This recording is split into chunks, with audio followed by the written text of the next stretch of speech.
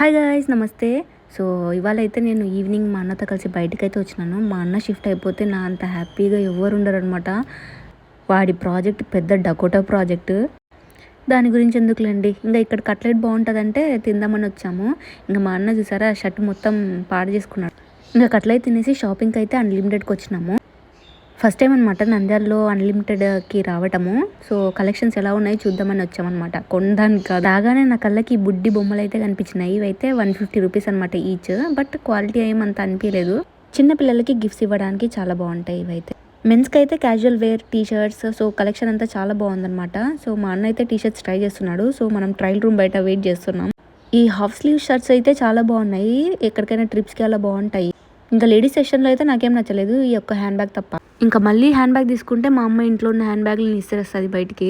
So అదనమాట ఇవాళ shopping and outing. ఏం తీసుకున్నావు అని మాత్రం అడగద్దండి. Okay, bye.